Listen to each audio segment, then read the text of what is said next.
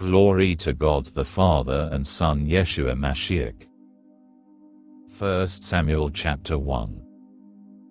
Hannah is barren. There was a man from Ramatayim-Tzofim, in the hills of Ephraim, whose name was Elkanah the son of Yerocham, the son of Elihu, the son of Tochu, the son of Zuph, from Ephrat. He had 2 wives, one named Hannah and the other Peninnah. Peninnah had children, but Hannah had no children. This man went up from his city every year to worship and sacrifice to Adonai-Tzva'ot in Shiloh. The 2 sons of Eli, Hophni and Pinchas, were Kohanim of Adonai there. One day, when Elkanah was sacrificing, he gave a portion of the sacrifice to his wife Peninnah and portions to each of her sons and daughters. But to Hannah he gave a double portion, because he loved Hannah, even though Adonai had kept her from having children. Her rival taunted her and made her feel bad, because Adonai had kept her from having children. He did the same every year, and each time she went up to the house of Adonai, she taunted her so much that she would cry and not eat. Her husband Elkanah said to her, "Hannah, why are you crying, and why aren't you eating? Why be so sad? Am I not better to you than 10 sons?" So Hannah got up after they had finished eating and drinking in Shiloh.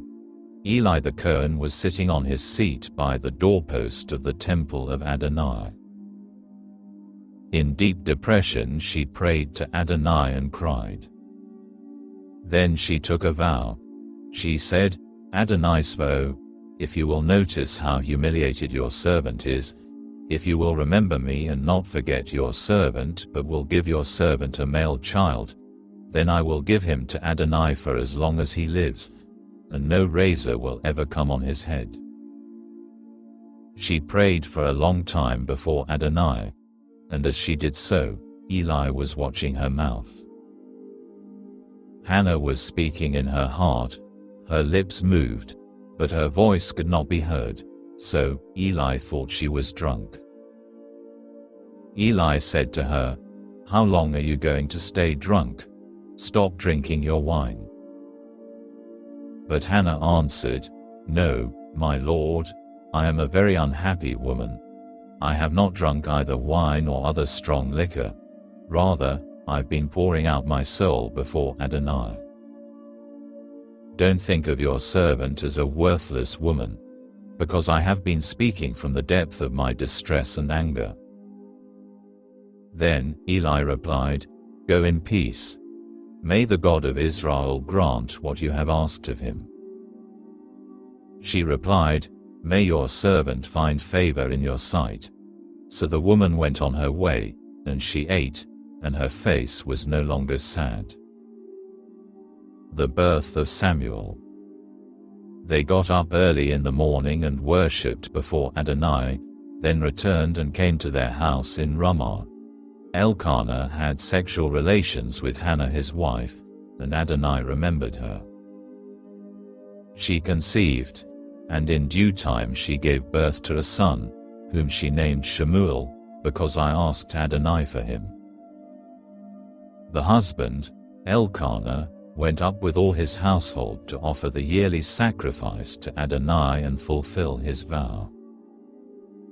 But Hannah did not go up, explaining to her husband, "Not till the child has been weaned. Then I will bring him, so that he can appear before Adonai and live there forever." Her husband Elkanah answered her, "Do what seems good to you. Stay here until you have weaned him. Only may Adonai bring about what he said." So the woman stayed behind and nursed the child until she weaned him. After weaning him, she took him up with her, along with 3 young bulls, a bushel of flour and a skin of wine, and brought him to the house of Adonai in Shiloh, even though he was just a child. After the bull had been slaughtered, the child was brought to Eli.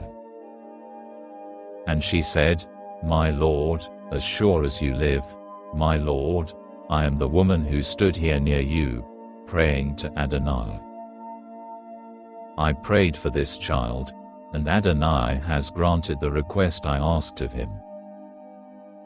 Therefore, I too have loaned him to Adonai. As long as he lives, he is on loan to Adonai. And he prostrated himself there before Adonai.